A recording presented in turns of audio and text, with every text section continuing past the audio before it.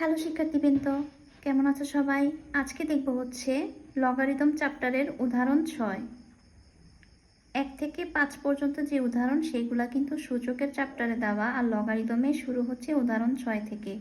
উদাহরণ 6 এর প্রশ্নটা হচ্ছে মান নির্ণয় করো লগ 10 বেস 100। এটাকে মান নির্ণয় করার জন্য বলা হয়েছে। তো ফার্স্টে সমাধানের ক্ষেত্রে এটা তো ক নাম্বার, আমি ক নাম্বার দিব। ক নাম্বার দিয়ে শুরু করতেছি। লিখব মানে প্রথমে প্রশ্নটা লিখব যে লগ 10 বেস 100, এরপর লিখব লগ 10 বেস 100। 100কে কিন্তু এভাবে লেখা যায় 10 স্কোয়ার, এই আকারে লেখা যায়।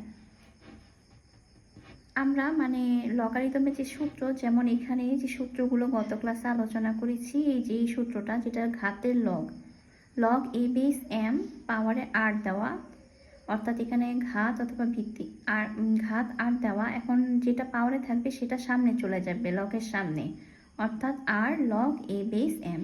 এখানেও সেম, পাওয়ারে যেটা আছে সেটা সামনে চলে যাবে, অর্থাৎ 2 লগ 10 বেস 10। এবার লগ 10 বেস 10 মানে এই যে 2 নাম্বার সূত্রটাতে দেওয়া আছে লগ এ বেস এ, লগ এ বেস এ ইকুয়াল 1 দেওয়া আছে। ঠিক এই সূত্র অনুযায়ী এখানেও লগ 10 বেস 10 হবে হচ্ছে 1, অর্থাৎ 2 ইন্টু 1, আর 2 ইন্টু 1 মানে হচ্ছে 2, এবং এটাই হচ্ছে আমার ক নাম্বার অঙ্কের অ্যান্সার।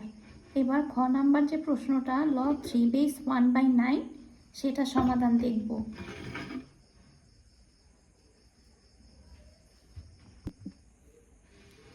খ নাম্বারের প্রশ্নটা হচ্ছে লগ 3 বেস 1/9।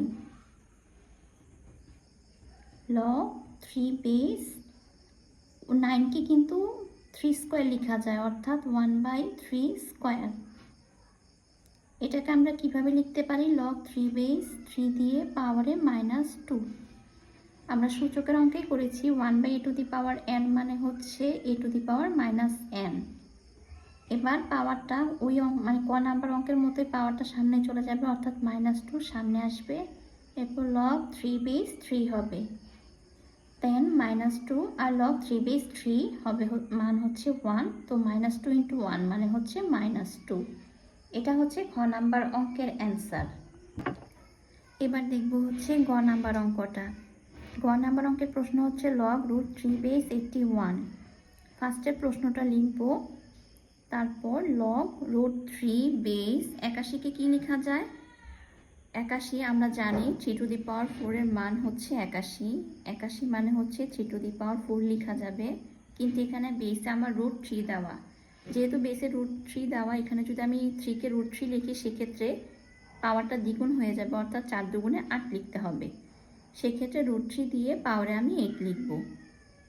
আর ওই অঙ্কগুলোর মতো সেম, পাওয়ার যেটা সেটাকে আমি সামনে নিয়ে আসবো, 8 সামনে চলে যাবে, দেন লিখবো লগ √3 বেস √3, তারপর 8 ইন্টু এটার মান হচ্ছে 1, 8 ইন্টু 1 মানে হচ্ছে 8, এবং এটাই হচ্ছে গ নাম্বার অঙ্কের অ্যান্সার।